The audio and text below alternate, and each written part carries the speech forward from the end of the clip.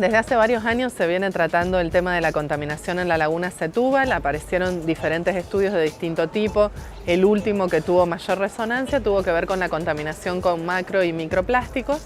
Y esto nos lleva a pensar en distintos temas. Uno de ellos que me parece importante focalizar es en el derecho de la conservación. Nosotros dentro del derecho ambiental tenemos un área específica que se dedica a la conservación de áreas naturales protegidas.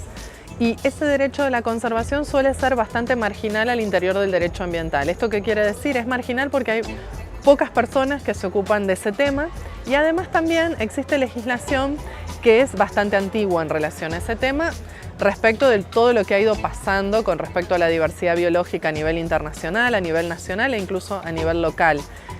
Tal es así que nuestra ley nacional de parques nacionales y áreas naturales protegidas data de inicios de los 80, con una mirada bastante vinculada a lo que se conoce como antropocentrismo, en la medida en que nos encontramos con que el criterio fundamental para la conservación es un criterio que tiene que ver con la utilidad que ese espacio puede tener para el hombre. Utilidad de todo tipo, que puede tener que ver con lo científico, con la belleza escénica, con distintas circunstancias que hacen a que un determinado territorio sea considerado socialmente relevante y por lo tanto haya impulso para su protección.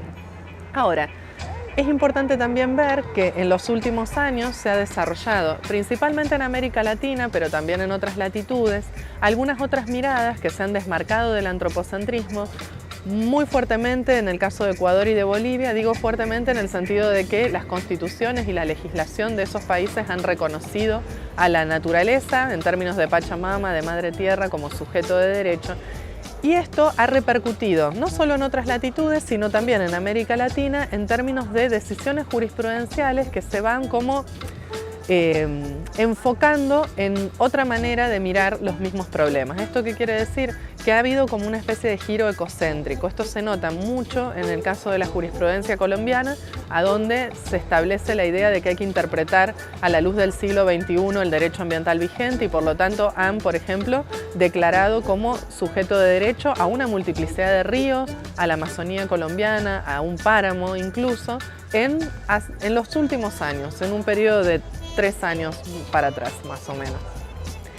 Esta emergente situación también nos brinda otro tipo de aportes que tienen que ver con instituciones que se crean alrededor de la idea de sujeto de derecho. Algo que me parece importante y que creo que puede ser importante para pensar en la problemática que expresábamos en un primer momento de la laguna Setúbal, tiene que ver, por ejemplo, con la idea de un representante. Bueno, ¿quién sería un representante de la laguna Setúbal? ¿Qué saberes, qué institucionalidades, qué localidades deberían estar allí incorporadas?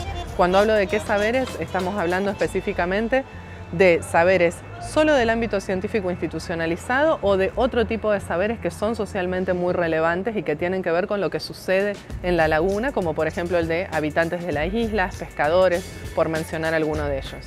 Por otro lado también, además de esta figura del representante que tiene que ver con saberes, podemos hacernos las mismas preguntas en relación a cuáles son las institucionalidades estatales de distinta escala que pueden tener que ver con esa representación y que tienen que ver también con la idea de que los ecosistemas son ecosistemas abiertos y muchos de los problemas que la laguna Setúbal tienen pueden tener que ver incluso con otras jurisdicciones. Bueno, esas jurisdicciones podrían estar ingresando de alguna manera en este tipo de institucionalidad o no. Después también aparece dentro de este espacio de jurisprudencia que se ha desarrollado en los últimos tiempos la idea de guardián. Y la idea de guardián nos lleva a pensar en, bueno, ¿quiénes podrían ser los guardianes de la laguna Setúbal?